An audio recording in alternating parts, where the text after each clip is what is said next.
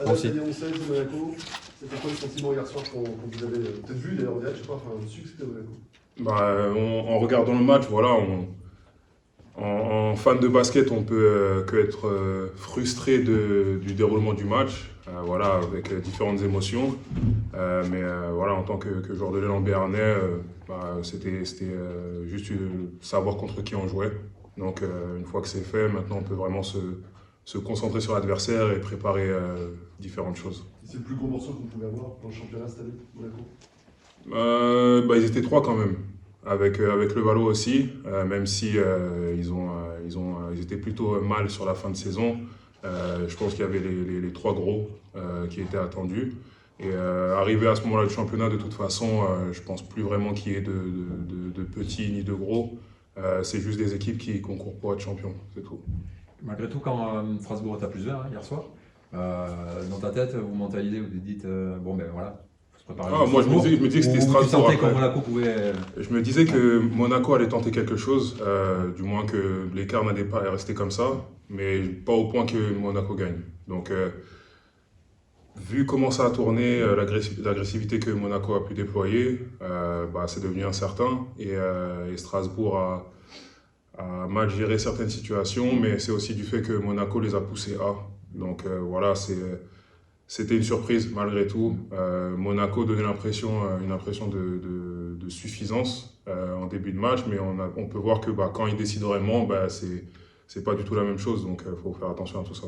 Est-ce que Quand ça tu veut dire vois justement la deuxième mi-temps de Monaco, cette agressivité dont tu parles, ça fait peur Non, pas particulièrement, parce que toutes les équipes peuvent plus ou moins élever leur niveau d'intensité. Je pense que c'est vraiment un domaine dans lequel chaque équipe est différente. Après, dans le fond, peu importe ce que l'adversaire fait, c'est à nous de rester consistant et de ne pas s'éparpiller selon la défense proposée.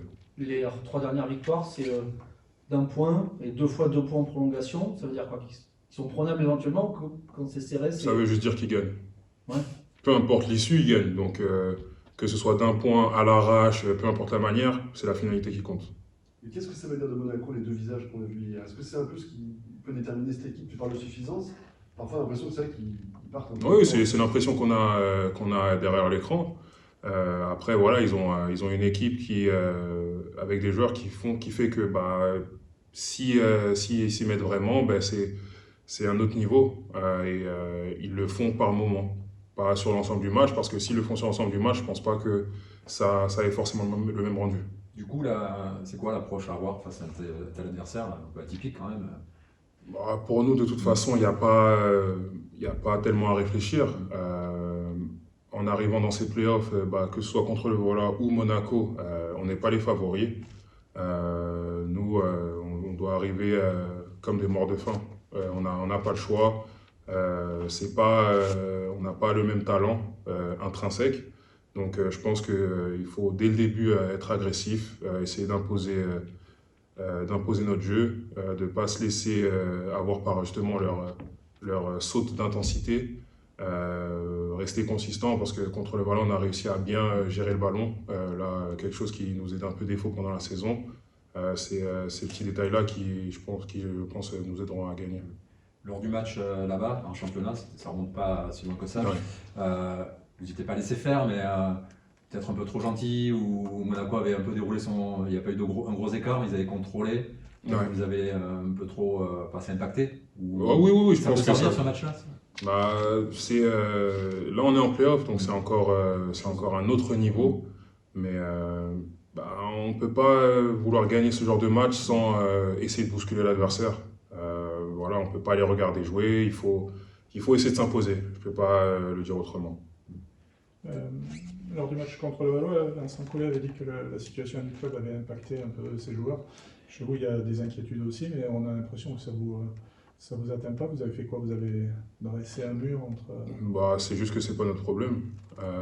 La saison, elle est en cours. C'est des choses qui sont complètement en dehors de notre contrôle. Ça ne nous impacte pas directement, donc je ne vois pas pourquoi on s'en inquiéterait. Est-ce que le sentiment, c'est que le groupe a déjà réussi sa saison sportivement, hein, ou est-ce qu'il y a quand même ce sentiment d'aller plus loin? Parfois, un groupe qui arrive à un niveau qui n'était pas forcément attendu, il y a une espèce le relâchement?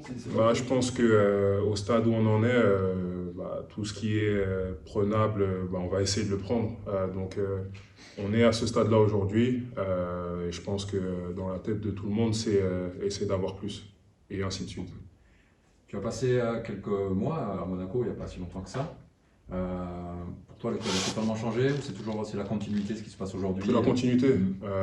Du moment où ils sont arrivés en première division jusqu'à aujourd'hui, ils ont eu une évolution. Enfin, dès le début, ils étaient en haut et ils sont restés en haut et en rajoutant des éléments à chaque fois, des joueurs de gros calibre. Et cette année, ils ont complètement passé un autre cap. Et l'année prochaine, je pense qu'ils vont continuer dans cette direction-là et ainsi de suite.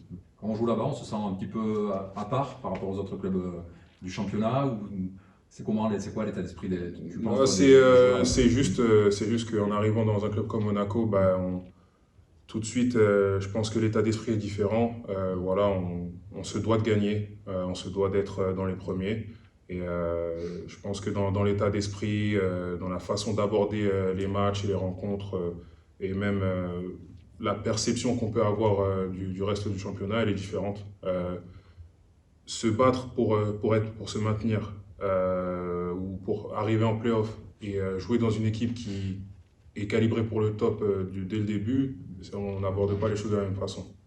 Ils ont un effectif tellement large qu'ils peuvent laisser des joueurs au repos sur une série en 5 possibles matchs et avec des matchs aussi rapprochés. Ça, c'est un gros avantage de leur côté.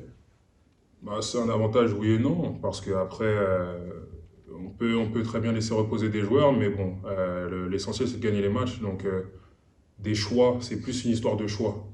Se dire quel joueur performerait le plus.